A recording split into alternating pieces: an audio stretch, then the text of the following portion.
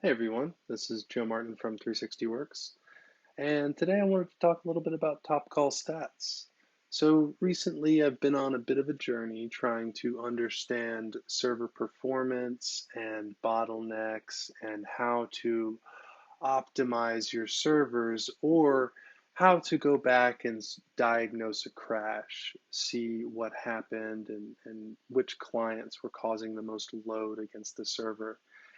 And if you've ever sort of gone down this path before, you've probably heard of top call stats. Top call stats is a feature that FileMaker Server offers where it can capture which client is performing which operation against the server and also give you metrics like how long it took, what tables and fields they were hitting, and all of the other clients that were accessing the server at the same time and generating that load. And so you can sort of put together a picture of what happened, but I I wanted to go a little bit further and just sort of slice and dice the data and give a little bit more clear cut analysis so we could sort of understand this data better. Now, if you are completely unfamiliar with top call stats, I would go ahead and Google this. FileMaker has some information on how to turn these on and what the data points in the top call stats log are. So this is good reading material if you're completely unfamiliar. Also, sort of where I started was Soliant's blog post. They did a really good job here outlining how to turn these on, how to import these into FileMaker and play around with this data. And they've got a really nice video on this. So check those out if you're really unfamiliar, and then probably come back to this video because we're going to sort of pick up where these pieces leave off. So let's go ahead and take a look at the demo file. And so I put together this what I think is a really nice looking demo file that is actually what we're seeing right here. This chart is actually our coming straight from our top call stats, and we are seeing actions being performed against the server over time. Now, if I can kind of hover over these and see what's going on, and I can see that this little block of time was spent doing a commit records on a certain table, and it was performed. The user that performed this is called iterate through records dash admin 104.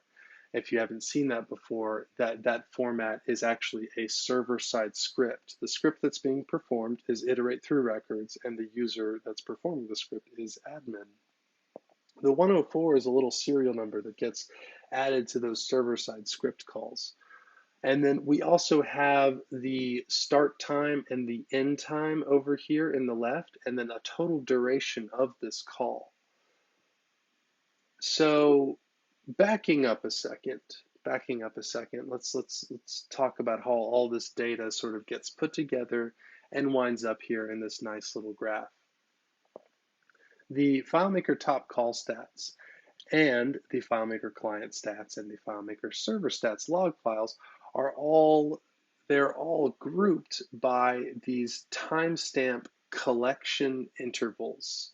So everything we're seeing right now happened inside of a single collection interval. A collection interval by default is 30 seconds of real time on the server. This particular 30-second slice of time that we're looking at started at this timestamp right here.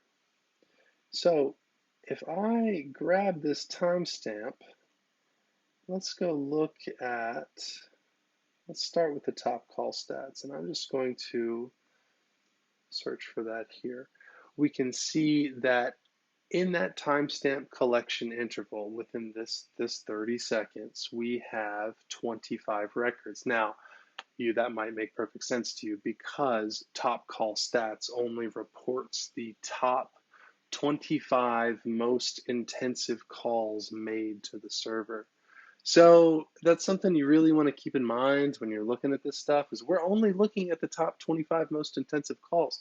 There could be dozens, maybe hundreds of other calls that are hitting your server right now that are not reflected in this log file because the top call stats only shows the top 25. Now, I think most of the time this is good enough. The top 25 most intense calls, those are where you're going to be. If you're trying to diagnose performance issues, you're gonna want to look at the heaviest hitters. What is consuming the most performance, and that is what the top call stats is going to show you. But to get a broader picture, to see kind of everything else that's going on with your server, you really need to look at the client stats log. Now let's do the same thing here. I'm going to search for that same collection interval. And here I got 22 records back. So I've actually got 22 different users connected to the server right now, and they're all this. This is purely for demo purposes. It's kind of a bad design, honestly, but I set up a server-side script called iterate through records, and I executed it a bunch of times at once. So that created all of these server-side script sessions on the user, and that's why we're seeing all of these similar but slightly different looking users, because these are all their own server-side script sessions, so they all are sort of acting as their own user. And so what's cool about the client stats is that it's going to tell us really what I'm sort of interested in with the client stats is the elapsed time, because I can add up the elapsed time for all of my users that are connected to the server right now, and I can see I think I can get a much clearer picture of the total load on the server. And we've actually done that right here. If we and then jumping over to my details tab here, I can explain this a little bit. We're looking at each row here represents a user from our client stats logs. You'll probably recognize these ID numbers and this iterate through records server-side script session that's going on, and also we've got a number of these. And then filtered down below each of those client statistics is the top call statistic that applies to that client. So this particular user made these calls against the server, which were so intense that they showed up in our top 25 top call stats. And as you can see, I've got a number of other users who are also kind of making it in our top call stats. If I scroll down a bit, I don't have top call stats entries for these users down here. These are clients who kind of, as I mentioned, we're still making calls against the server, but because they're not in the top 25, they're not making it into the top call stats. So again, just keep that in mind. We have the top call stats is only going to show you the top 25, and you might have other calls going on that aren't reflected there. And the other thing I wanted to point out is that we've got our client elapsed time right here, and that's basically how much time did the server spend processing this client's request. Now this is in microseconds, so sort of divide this by 1 million to get seconds. So this is 20 seconds right here. This is 19 seconds, 18 seconds. You sort of get the idea. If we add up all of our clients' elapsed time together, we'll get this figure up here, total client elapsed time, which is 221 seconds inside of a 30-second collection interval. Kind of weird, right? Okay, let me explain what's going on there. When we talk about elapsed time for a client, we're really talking about computer time or compute time. And that is to perform work for this user. So in theory, if you had a 2-core machine, you could theoretically do 60 seconds of compute time within 30 seconds of real time. And so if you had a 4-core machine, you could theoretically do 120 seconds of compute time within 30 seconds of real time. So that's how it's possible to sort of exceed our real time because we have multiple cores doing multiple things at once. And then you may have seen sometimes if your server is going really hard like mine is right now because I've designed this crazy system where way too many server-side script sessions are running at once. You can actually open up here and see that the CPU is operating at 378% uh, compute power, basically, and that's that's because we're engaging multiple cores right now, so we're able to exceed the 100% CPU and sort of go into that compute time realm. So enough of that. Let's get back to here. Because what I kind of wanted to show here is even though we've got a nice little graph sort of showing what's going on, it's sort of disguising the fact that our server is really struggling here. We are doing way too much work for the collection interval we're in, and what's really telling, and this particular collection interval is okay because most of these calls to the server, they're able to complete within, well, they're running slow. I mean, a 6-second call to the server is a really long time, but at least they're finishing. Now, if we jump forward in time here, let's see, I'm going to go forward about 30 seconds. Now we start seeing calls that aren't able to finish during this collection interval. And think about it. We've got server-side script sessions that are just trampling all over each other.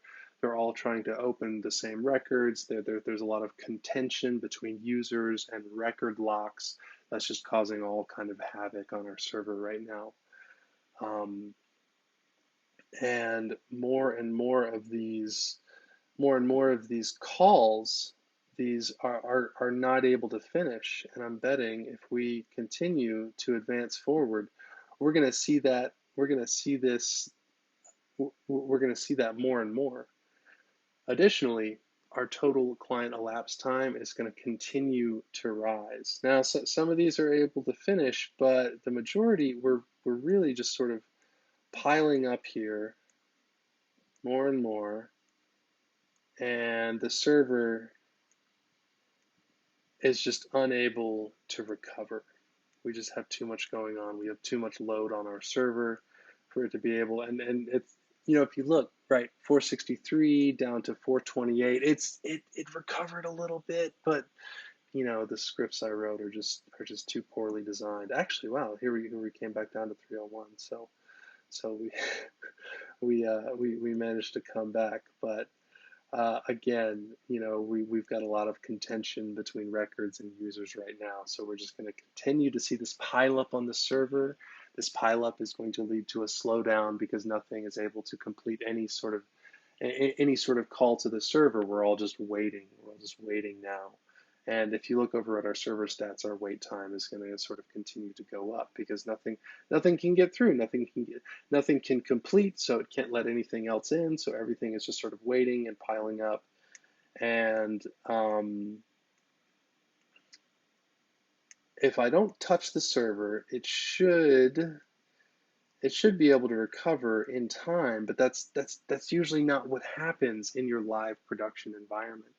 Usually what happens is people continue to hit the server, people continue to try and do work and connect, and all while these really long-winded requests are trying to complete, and so the pileup just gets worse and worse and worse until finally the whole server grinds to a halt, and you've got to do a reboot, sometimes a recovery, which is a huge pain if you've ever been in that situation.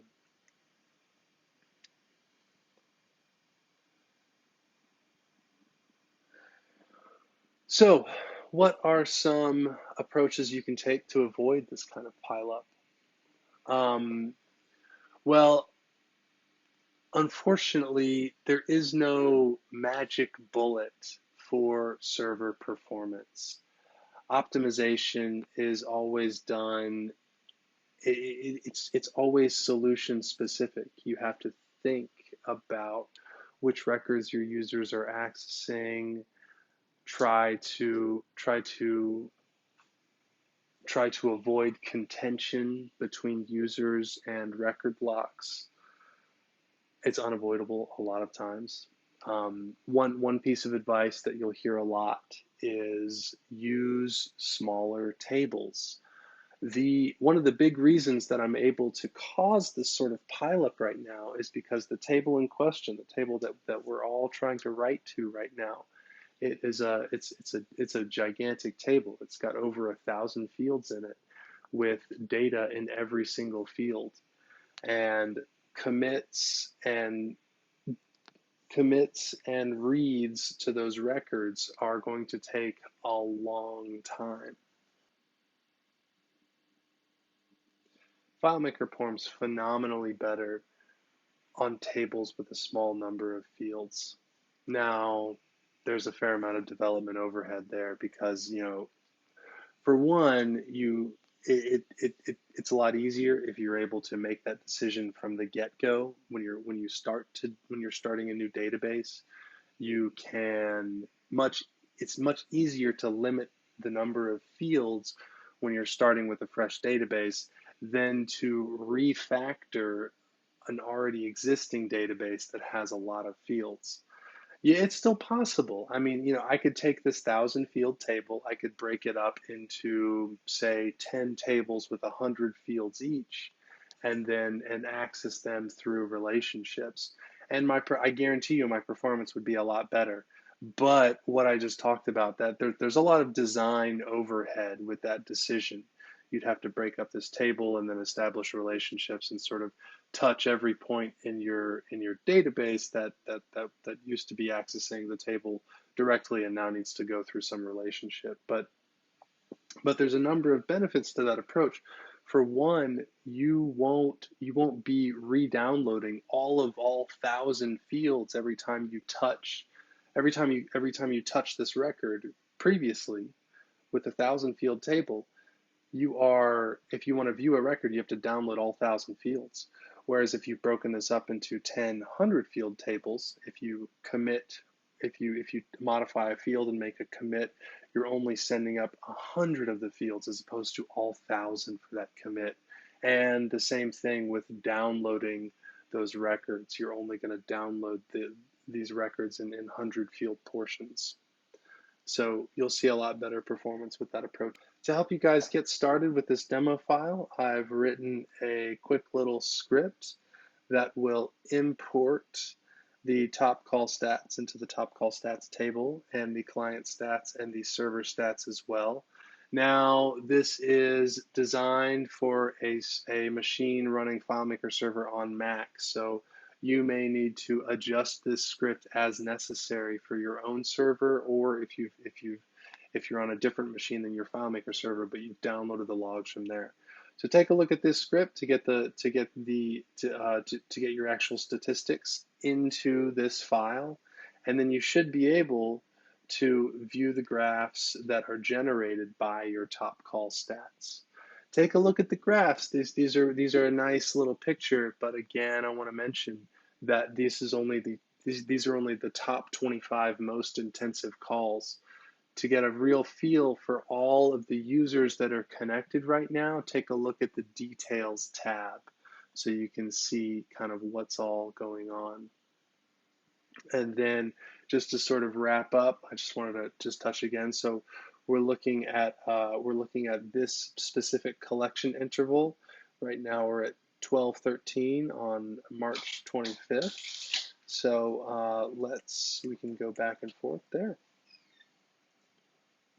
Chance to play around with this demo file and it works for you and is able to provide some better insight in terms of what's going on with your server, maybe diagnose some performance issues or highlight some bottlenecks that are going on, or maybe just help you identify that troublesome user who is just using your solution in ways you never thought possible, because that, for some reason, seems to happen a lot. Anyway, a link to the demo file will be in the comments, as well as the article that probably led you to this video. So download that, play around with it. Let me know if you have any problems, and thanks for watching, everyone. Bye.